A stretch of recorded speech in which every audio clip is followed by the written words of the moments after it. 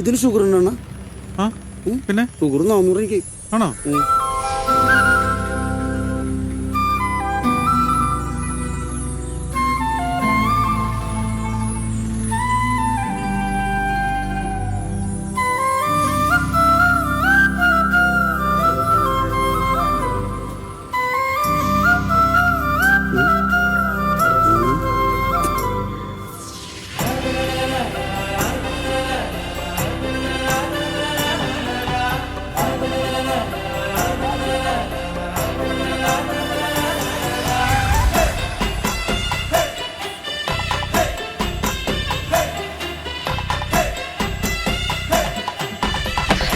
അത്രല്ലേ ഉള്ളൂ, അല്ലാതെ അവൾ അണ്ണനോട് ഐ ലവ് യു എന്നൊന്നും പറഞ്ഞിട്ടില്ലല്ലോ. അങ്ങനെയല്ലടാ. അണ്ണൻ നോക്കിക്കോ, ഞാൻ അവളെ വളച്ചെന്റെ പോക്കറ്റിലിടും. ആ പോക്കറ്റ് എന്റെ ആയിരിക്കും.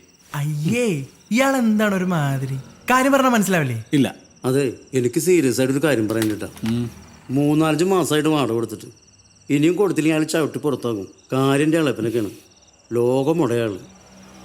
ആദ്യം അതിനൊരു വഴി ഉണ്ടാക്ക്, എന്നിട്ട് മതി കല്യാണോ ഫസ്റ്റ് നൈറ്റൊക്കെ. എടാ അടിമേ, നീ എന്താടാ ഒരുമാതിരി വെറുത്ത പോലെ പറഞ്ഞേ? നിനക്ക് നമ്മുടെ സാഹചര്യങ്ങളൊക്കെ നന്നായിട്ട് അറിയാലോ. എന്തെങ്കിലും വഴി വരട്ടെ, അപ്പൊ ശരിയാക്കാം. നമുക്ക് നീയല്ലേ ഉള്ളു മുത്തേ. നിന്റെ ഇളയപ്പനല്ലേ, എന്തെങ്കിലും പറഞ്ഞ് പിടിച്ചെടുത്തടാ. ഇളയപ്പനെ പിടിച്ചെടുത്താൻ എനിക്ക് പറ്റൂല, പക്ഷെ ഒരു വഴിയുണ്ട്. മുകേഷ്. ഒരു വഴിയില്ല ചേട്ടാ, മുട്ടാനാണ് ഒരു വാതിലും ഇല്ല. നിനക്കിഞ്ഞൊരു മുട്ടുണ്ടാവില്ല, പക്ഷേ നീ അതിന് കുറച്ച് കാര്യങ്ങൾ ചെയ്യേണ്ടി വരും. അതിനിപ്പോ ഞാനെന്ത് ചെയ്യണം? എടാ, എന്റെ ലോഡ്ജിൽ താമസിക്കുന്നത് സിനിമാക്കാരാ. അത് ഇന്ന് വരെ ആരോടും ഞാൻ പറഞ്ഞിട്ടില്ല. അവരോട് വേഷമാർ താമസിക്കുന്നവരാ. അവരുടെ മെയിൻ ലൊക്കേഷനും എന്റെ ലോഡ്ജ് തന്നെയാണ്.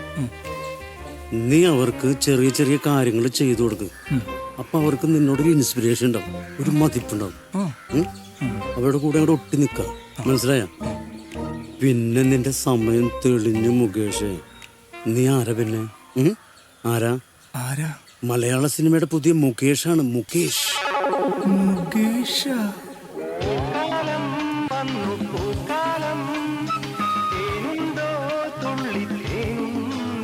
എടാ, നീ എന്താ ആലോചിക്കണേ? അത് ഞാൻ ഭാവിയിലൊരു മുകേഷ് ആകുന്നതിനെ കുറിച്ച് ആലോചിച്ചതാ. നല്ല രസല്ലേ? ഒരു മമ്മൂട്ടിയ മോഹൻലാലായിരുന്നെങ്കിൽ. നീ പോയവിടുന്ന്, അതൊന്നും വേണ്ട. മുകേഷ് നല്ലത്. എന്നാലേ ഭാവിയിൽ ഒരു MLA ആകാൻ പറ്റുള്ളൂ. നല്ല അന്തസ്സുള്ള MLA. അതൊക്കെ അവിടെ നിൽക്കട്ടെ, മാറ്ററിലേക്ക് കിടക്കാം. ഇദ്ദേഹമാണ് world famous cameraman OP Shibu. ഇത് കുപ്രസിദ്ധ ഡയറക്ടർ ബാലു പോളയത്തോട്. ഡയറക്ടർ അദ്ദേഹമാണ് വേദനിക്കാത്ത കോടീശ്വരൻ അയത്തിൽ അമ്പിളി. അതെന്താ ചേട്ടാ വേദനയില്ലാത്ത? അല്ല, അത് പിന്നെ എനിക്ക് പിന്നെ ഇട്ടുവിടാനുള്ള സ്വത്തുണ്ടല്ലോ.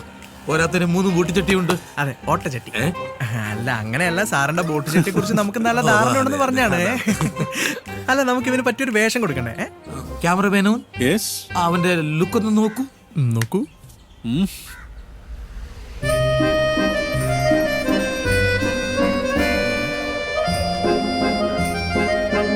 ക്യാമറമാൻ എങ്ങനെയുണ്ട്? കൊള്ളാമോ? അടിപൊളി, സൂപ്പറല്ലേ?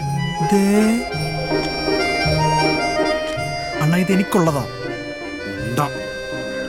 ഞാൻ ആണാണെങ്കിൽ ഇതിനെയും കെട്ടി സുഖമായിട്ട് ജീവിക്കും. ചേട്ടാ, ഞാൻ അത്രക്കാരനല്ലേട്ടാ. ഇവനെ ഏതാ?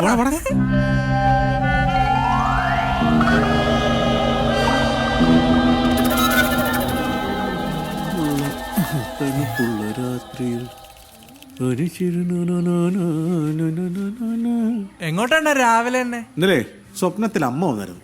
ആരുടെ? ആരമ്മേലടാ, അമ്മ മഹാമായ. ഈടായിട്ട് ഒട്ടും അമ്പലത്തിൽ പോക്കില്ല. അമ്മ ആകെ കോപിച്ചിരിക്കുക.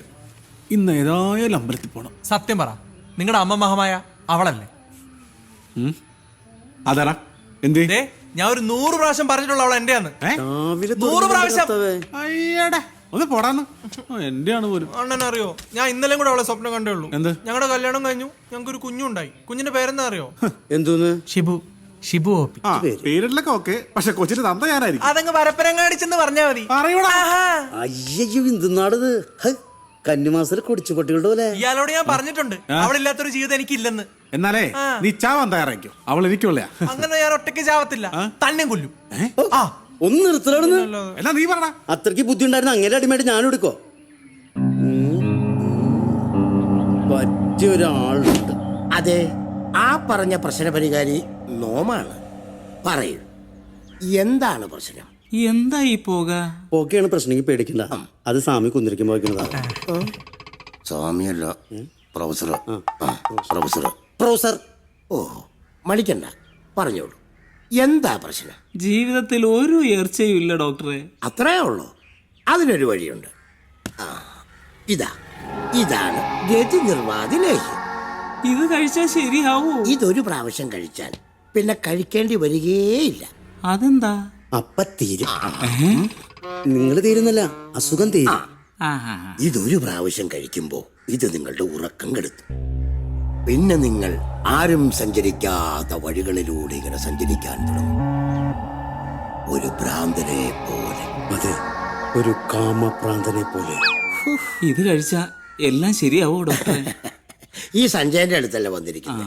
എല്ലാം ശരിയാവും. എല്ലാം ശരിയായ ഡോക്ടറെ കാണാൻ ഞാൻ ഇനിയും എത്തും. എല്ലാം ശരിയാകും. നല്ല ഉയർച്ചയേ ഉണ്ടാകും. ചേട്ടാ അതെ, എന്താ? പ്രൊഫസർ വെച്ച് ചേട്ടന്റെ ഭാര്യയുടെ നമ്പർ ഒന്ന് തരാമോ? എന്തിന്? ചേട്ടനെ വിളിച്ച് കിട്ടിയില്ലെങ്കിൽ വിളിക്കാൻ വേണ്ടി.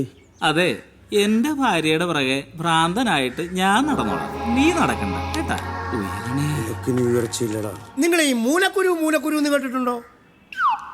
മന്ത്രിമാര്, MLA-മാര്, പ്രശസ്തരായ സിനിമാക്കാര്, അതുപോലെ തന്നെ പ്രഗത്ഭരായ 100-ൽ പരം ആളുകളുടെ മൂലക്കുരു ഒരു രാത്രി കൊണ്ട് നിസ്സാരമായി ഉന്മൂലനം ചെയ്ത ആളാണ് ഈ പ്രൊഫസർ സഞ്ജയ്. എന്നെ സംബന്ധിച്ചിടത്തോളം നിങ്ങളുടെ പ്രശ്നം മോഹൻലാലായി പോയി ഒരു പൂ പറിക്കുന്നത് പോലെ നിസ്സാരമാണ്. പ്രൊഫസർ ഇത്രയും വലിയ മഹാനായ തമ്പുരാനാണെന്ന് ഞാൻ അറിഞ്ഞില്ല കേട്ടോ. എന്റെ പൊന്ന് പ്രൊഫസറെ, ഇമ്മാരെ ഡയലോഗ് അടിക്കാണ്ട് ഈ പ്രശ്നത്തിന് ഒരു പരിഹാരം പറ. ഞാൻ പറയാം. അല്ല, മരുമോനുണ്ടല്ലോ. ഞാൻ വാടക വാങ്ങിക്ക് വന്നാണ് ഇളപ്പ. അപ്പൊ ഇവര് കണ്ണീരും കൈയൊക്കെ പറയാണ്. മര്യാദക്ക് വാടക കൊടുത്തില്ലെങ്കിലേ ഇളയപ്പന്റെ കറുത്ത സ്വഭാവം അറിയാൻ പറ്റൂട്ടോ. ഇതാണ് ഇളയപ്പന്റെ സ്വഭാവം. മരുമോൻ ചെല്ലി. അയ്യോ,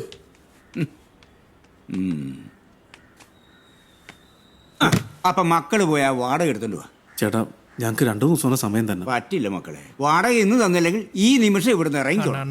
പൊന്നെണ്ണ, അണ്ണനെ ഞങ്ങള് സ്വന്തം എണ്ണ പോലല്ല കാണുന്നത്. ഒന്ന് അണ്ണ കൂതറ വർത്താനം പറയിപ്പിക്കരുത്. പോയി കാശ് എടുത്തോണ്ട് വാടാ. അയ്യോ, ഇതെന്നാ പരിപാടിയാ? കൃത്യസമയത്ത് നിങ്ങൾക്ക് വാടക കൊടുക്കാൻ മേലേ? അവര് തരുവണ്ണ, പേടിക്കണ്ട. അവര് തന്നിട്ട് ഞാനേറ്റു. ഇവരെ 2 മാസത്തെ വാടക തരാനുണ്ട്. ആണോ? നീ 4 മാസത്തെ. നാറി ഡോക്ടറിന്റെ ബോർഡും വെച്ചിരിക്കുന്നു. ഡോക്ടറല്ല പ്രൊഫസർ. എന്തുകൊണ്ടായാലും നിനക്ക് നാണം ഉണ്ടോടെ നാറി? ഇല്ല. കാശ് ഞങ്ങൾ 2 ദിവസത്തിന് തരാണ്ണ. 2 ദിവസം. 2 ദിവസം കഴിഞ്ഞ് കാശ് തരും, കിട്ടും, തന്നിരിക്കും. അപ്പൊ ഡാക്ടറിന്റെ എങ്ങനെ? ചില ഡൈറ്റാ. ഒരു കുഴമ്പെടുത്ത് ഒഴിച്ചാ മതി. ഞാൻ ഒരു 2-3 ദിവസത്തിനുള്ള ഉണ്ടാക്കി തരാം. കഷ്ടപ്പെടണ്ട. വേണ്ടല്ലേ? ആവശ്യം എന്റെ ആയി പോയില്ലേ? വാസ്തവം. ഞാനൊരു വഴി കണ്ടിട്ടുണ്ട്. നന്നായി. അനിയ, ഇങ്ങ കേറി വാ.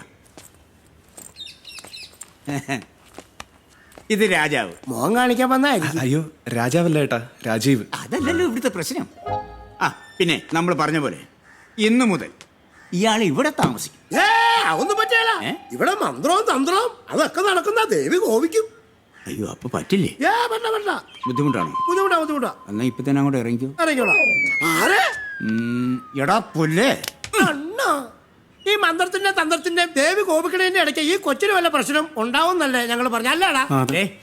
ഒരു തെണ്ടിയുടെ ശവം മേടിക്കണമെന്ന് ഓർത്താ ഇറക്കി വിടാത്തെ. ഇവിടെ അടങ്ങി ഒതുങ്ങി ജീവിച്ചോണം കേട്ടാ. അണ്ണം പറയുന്ന പോലെ ഉള്ളൂ. ഓക്കെയല്ലേ രാജാവേ? ശരി ചേട്ടാ, നീ വിളിക്കുന്നു. ഞാൻ ഈ സാധനങ്ങളൊക്കെ എവിടെ വെക്കണ്ടേ? നെഞ്ചത്തോട്ട് പോയി. ചേട്ടൻ എന്തോ ഒരുമാതിരി മര്യാദയില് സംസാരിക്കുന്നത്? മര്യാദ ഇല്ലാതെ സംസാരിച്ചാ എന്നാ പിന്നെ എനിക്കും അങ്ങനെയൊക്കെ സംസാരിക്കേണ്ടി വരും. അങ്ങനെ ആരും ഇവിടെ സംസാരിക്കണ്ട.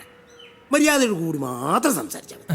നമുക്കൊരു ഒത്തൊരുമയോട് കൂടി, ഒരു കൂട്ടായ്മ, ഒരു അലോഹ്യം മുടക്കൂല. അതങ്ങ് പോവാ. മോന്റെ ബാഗെല്ലാം അവിടെ കൊണ്ടേ വെക്കേ. മനുഷ്യന് നിക്കക്കള്ളേ ഇല്ലായിരിക്കും. എന്നാ ഞങ്ങളുടെ കാര്യത്തിൽ എന്താ തീരുമാനം? ഇനി നിങ്ങളുടെ കാര്യം അതൊരു പ്രശ്നമല്ലോ. അവൾക്ക് ആരെയാണ് ഇഷ്ടമെന്ന് ആദ്യം പെണ്ണിന്റെ മനസ്സെന്താണെന്നറിയണം. അതിന് അവളോട് നിങ്ങളുടെ ഇഷ്ടം എന്താണെന്ന് പറയണം.